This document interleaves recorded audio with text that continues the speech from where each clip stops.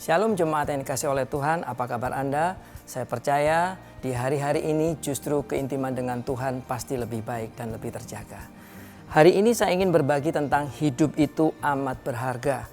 Hidup orang percaya adalah dari Tuhan, bagi Tuhan, dan untuk Tuhan. Artinya ada bagian-bagian yang harus kita lakukan di dalam hidup ini. Jangan takut, jangan khawatir. Ketika kita sungguh-sungguh melakukan bagian kita, maka Dia Tuhan yang akan menolong segala kelemahan-kelemahan yang ada.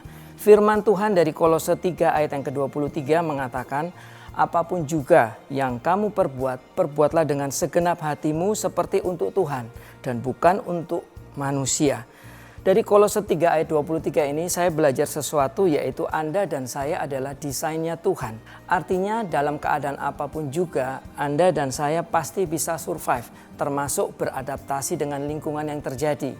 Ada 3 nilai yang ingin saya bagikan dari Kolose 3 ayat yang ke-23.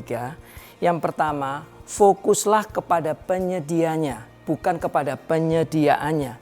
Seringkali kita mencari Tuhan karena ada satu kebutuhan. Kita baru mencari Tuhan kalau ada dalam situasi terjepit.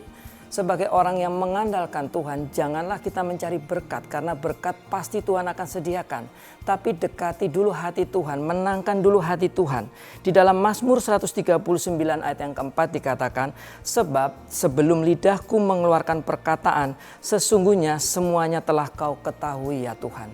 Jadi sebelum kita mengucapkan segala sesuatu, bahkan sebelum kita memikirkan segala sesuatu, Tuhan teramat tahu apa yang Anda perlukan. Jadi fokuslah kepada Tuhan hari-hari ini, bukan fokus kepada apa yang sanggup Dia adakan bagi Anda dan saya. Lalu yang kedua, yakinlah akan panggilan Tuhan atas hidupmu. Karena dari Kolose 3 ayat 23 ini memerintahkan segala sesuatu hendaknya kita lakukan seperti untuk Tuhan. Ingat perjalanan Rasul Paulus di mana dia berubah total. Dari seorang pemberontak, dari seorang pembangkang, dia menjadi seorang penurut yang sepenuh hati dan tidak ragu. Meskipun ada bukit-bukit yang harus dia lalui. Di dalam Mazmur 139 ayat yang kelima dikatakan, dari belakang dan dari depan engkau mengurung aku, dan engkau menaruh tanganmu atas aku. Jadi di dalam setiap perkara yang terjadi Bapak Ibu yang dikasih oleh Tuhan, di poin yang pertama mengatakan bahwa Tuhan tahu apa yang kita perlukan. Di poin yang kedua ini, Anda tidak usah takut. Hadapi segala sesuatu karena Tuhan sudah mengurung kita dengan kasih-Nya.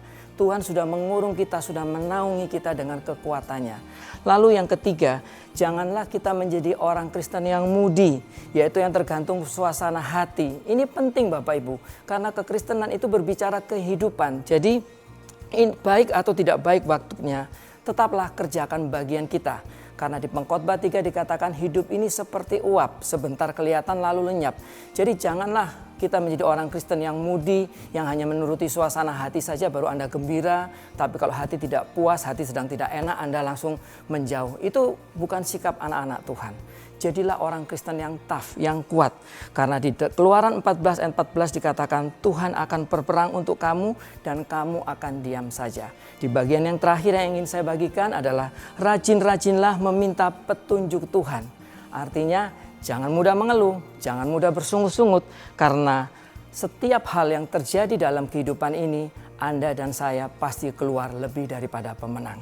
Di Mazmur 139 ayat yang ke-7 sampai dengan ayat yang ke-10 mengajarkan bagaimana orang yang diurapi oleh Tuhan, orang yang dipilih oleh Tuhan, kita tidak bisa lari. Karena Dia selalu ada di setiap musim kehidupan kita dan Dia selalu memberikan jawaban kemenangan bagi Anda dan saya.